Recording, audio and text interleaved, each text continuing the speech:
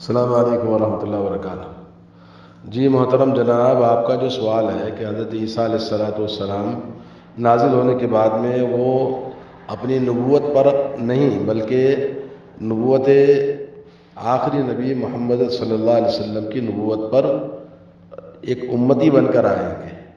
اور وہاں آپ کی شریعت یا کہ عیسائیت کا کوئی وجود نہیں رہے گا، کیونکہ آپ کے بارے میں یہ عقیدہ ہمارا تواتر کے ساتھ میں شریعت اسلامیہ میں تمام کتاب اور سنت میں، اجماع امت میں، ہر زمانے میں اور ہر شہر میں اس بات کا عقیدہ ہے مسلمانوں کا کہ نبی کریم صلی اللہ علیہ وسلم وہ خاتم النبیین اور خاتم المرسلین ہیں، اور اس کے بعد میں کوئی بھی نبوت کا دعویٰ نہیں کر سکتا۔ اگر کسی نے نبوت کا دعویٰ کیا تو وہ کذاب اور دجال ہوگا۔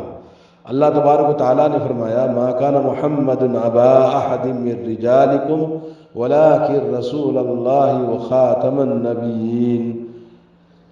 یعنی اللہ تبارک و تعالیٰ نے اپنی کتاب میں اس بات کی خبر دی ہے کہ نبی علیہ السلام نے اس بات کی خبر دی ہے کہ انہ لا نبی بعد، آپ نے فرمایا کہ آپ کے بعد میں کوئی نبی اس دنیا میں آنے والا نہیں ہے، اور یہ فرمایا کہ لیعلموا ان کل من ادعا هذا المقام فهو کذاب افاک، اگر دنیا میں کوئی بھی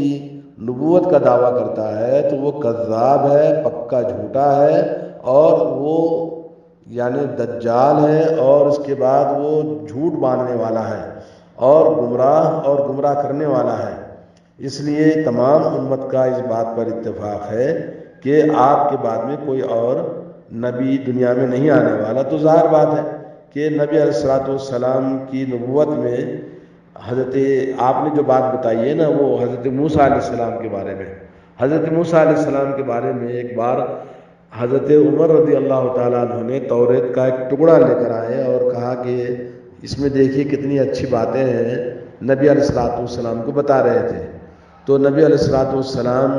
کو جب پڑھ کے سنا رہے تھے حضرت عمر، تو نبی کا چہرہ غصے سے سرخ ہو رہا تھا۔ تو حضرت ابوبکر صدیق نے کہا عمر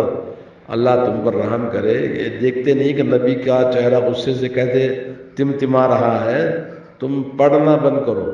تو حضرت عمر جب رک گئے تو اللہ کے نبی نے فرمایا لو کان موسیٰ حیا، اگر موسیٰ علیہ السلام زندہ ہوتے لما وسعہ، تو ان کے لیے بھی کوئی گنجائش نہ ہوتی سوائے اس کے کہ وہ میرے امتی بن کر اس امت میں میری اتباع کرتے۔ اب تم ان کی کتاب لا کے میرے سامنے پڑھ رہے ہو۔ تو اس طرح سے حضرت عیسیٰ علیہ السلام جب دنیا میں آئیں گے تو وہ تمام امت مسلمہ کا، ہر مسلمان کا عقیدہ ہے کہ وہ آخری نبی نہیں ہے بلکہ آخری نبی محمد صلی اللہ علیہ وسلم ہے۔ اور صحیح بخاری صحیح مسلم میں ایک حدیث ہے حضرت ابو ہریرہ رضی اللہ تعالیٰ عنہ سے، فرمایا قال كانت بنو اسرائیل تسوسهم الانبیاء كلما هلك نبی خلقه نبی وانه لا نبی بعدی، فرمایا کہ بنو اسرائیل کی امت کو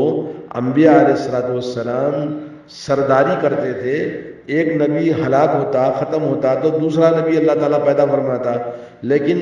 میرے بعد میں کوئی نبی پیدا ہونے والا نہیں ہے دنیا میں۔ یہ صحیح بخاری صحیح مسلم کی حدیث ہے۔ اور ایک حدیث ہے صحیح مسلم میں حضرت ابو ہریرہ رضی اللہ تعالیٰ عنہ فرماتے ہیں فضلت علی الانبیاء بست، میں تمام انبیاء کے مقابلے میں 6 باتوں سے زیادہ فضیلت دی گئی ہے میری، ان میں سے اوتیت بجوامع الکلم، مجھے جوامع الکلم دیا گیا، یعنی نبی علیہ السلام کی بات چھوٹی ہوتی ہے مگر اس کے معنی اور مطالب بہت زیادہ ہوتے ہیں، جیسے سمندر کو سراہی میں بھر دیا گیا ہو۔ دوسری بات ہے ونصرت بالرعب، اور مجھے رعب کا مدد کیا گیا، رعب سے مدد کی گئی ہے، یعنی نبی علیہ السلام اگر 1 مہینے کی مسافت کی دوری پر ہے اور دشمن 1 مہینے کی مسافت کی دوری پر موجود ہے، نبی کی خبر سنے گا تو وہ رعب اور دبدبہ نبی کا اس پر طاری ہو جائے گا۔ نمبر 3 ہے وحلت لی الغنائم،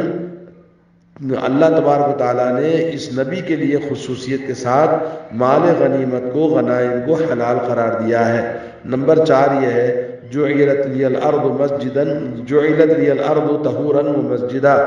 میرے لیے زمین کو اللہ تعالیٰ نے طہارت کرنے یعنی پاک کرنے والی اور پاک بنایا ہے، اور مسجد بنائی ہے۔ مسجد جہاں بھی نماز کا وقت ہو تو آدمی نماز پڑھ سکتا ہے، نہ جانماز کی ضرورت ہے اور نہ پانی کی ضرورت ہے۔ اگر پانی نہ ملے تو تیمم کر کے مٹی سے اسی مٹی میں نماز پڑھ سکتا ہے، یہ اسی نبی کے لیے خاص ہے۔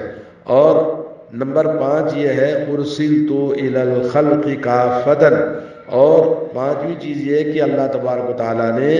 آپ صلی اللہ علیہ وسلم کو ساری کائنات کا پیغمبر بنا کر بھیجا ہے، یعنی آپ کے بعد دنیا میں جتنے بھی انسان جس ملک میں بھی آئیں گے، اس دنیا کے ہر انسان اور ہر جن کے لیے آپ آخری پیغمبر ہوں گے، آپ پیغمبر بنا کر بھیجے گئے ہیں، سب آپ کو رسول ماننا ہے۔ اور 6ٹھی چیز ہے وختم بی النبیون، میرے سے نبوتوں کا سلسلہ، انبیاء کا سلسلہ اللہ تعالیٰ نے ختم کر دیا ہے۔ یہ صحیح مسلم کی حدیث ہے، حدیث نمبر 523۔ امام ترمذی نے حضرت انس بن مالک رضی اللہ تعالیٰ عنہ سے فرمایا، رسول اللہ صلی اللہ علیہ وسلم فرماتے ہیں ان الرسالۃ والنبوۃ قد انقطعت فلا رسول بعدی ولا نبی، کہا کہ نبوت اور پیغمبری یعنی رسول اور نبی یہ دونوں کا سلسلہ ختم کر دیا گیا، ٹوٹ گیا ہے،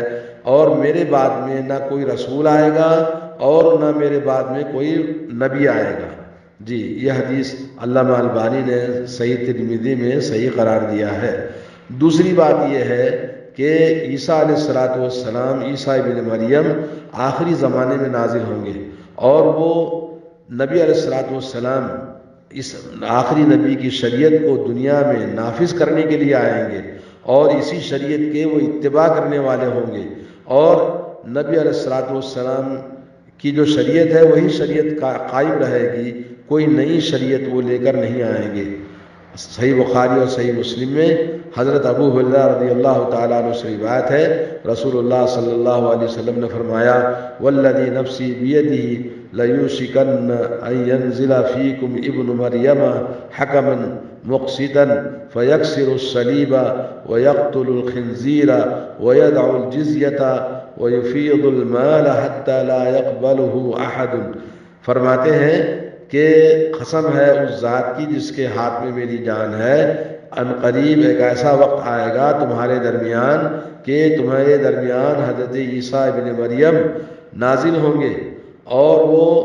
حکمن یعنی فیصلہ کرنے والے، مقصدن عدل و انصاف کرنے والے، اور وہ صلیب کو توڑ دیں گے۔ صلیب کس قوم کی نشانی ہے؟ عیسائیت کی نشانی ہے،